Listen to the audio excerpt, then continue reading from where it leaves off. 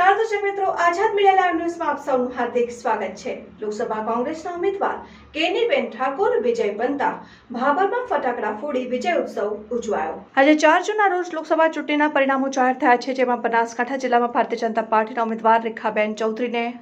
હરાવીને કોંગ્રેસના ઉમેદવાર કેનીબેન ઠાકોરનો 21,000 કરતાં વધુ મતોથી ભવ્ય વિજય થયેલ,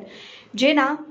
આનંદમાં ગામે ગામ કોંગ્રેસના કાર્યકરો ફટાકડા ફોડી વિજય ઉત્સવ ઉજવ્યો હતો। ત્યારે ભાભર હાઈવે વાવ સર્કલ પર મોટી સંખ્યામાં કોંગ્રેસના આગેવાનો, હોદ્દેદારો, કાર્યકરો દ્વારા ફટાકડા ફોડીને કેનીબેન ઠાકોરને અભિનંદન પાઠવી વિજય ઉત્સવ ઉજવાયો હતો। કોંગ્રેસના કાર્યકરોમાં ખુશીની લહેર છવાઈ જવા પામી હતી।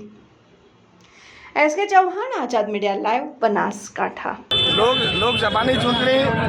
કોંગ્રેસે ઉમેદવાર તરીકે ઠાકોર સમાજમાંથી ખેડૂતને ટિકિટ આપી અને એવી ભારતીય જનતા પાર્ટીના વડાપ્રધાનને એવી મજબૂરી આવી તે વડાપ્રધાનને ડીસાની અંદર એક ખેડૂતની દીકરીને કોંગ્રેસે જે ટિકિટ આપી અને ખેડૂતને દીકરીને હરાવવા માટે વડાપ્રધાનને હોય આપવું પડ્યું, પણ પબ્લિકે અત્યારે બનાસકાંઠાની પબ્લિકે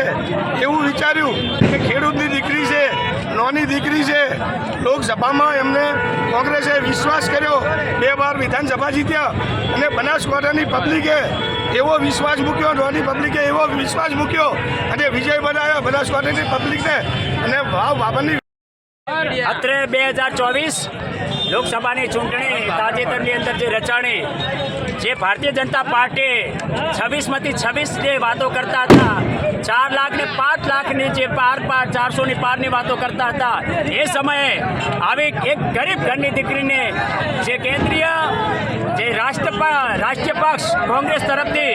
જે એમના પર વિશ્વાસ મૂક્યો હતો કેનીબેન ઠાકોર ઉપર, જે એમને ટિકિટ પાડી દીધી આ લોકસભાની અંદર, અને એમના વિશ્વાસ ઉપર જે આજે વિજય બન્યો છે। અને બીજું એટલું જ કે ગરીબ ઘરની જ્યારે દીકરી આ ચૂંટણી લડતી હતી ઇલેક્શન, એવા સમયની અંદર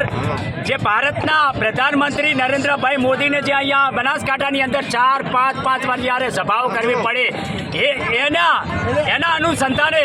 કેવું કહે છે પબ્લિક, આમ પ્રજા જે હતી એ એમને આમ પ્રજા પર જે વિશ્વાસ મૂક્યો હતો કેનીબેન ઠાકોરે, અને આ કેનીબેન ઠાકોરનો વિજય નહીં પરંતુ વાવ વિધાનસભાની જે 7 વિધાનસભાની અંદર આવતી હતી, એ આમ પ્રજા, આ બનાસકાંઠાની આમ પ્રજા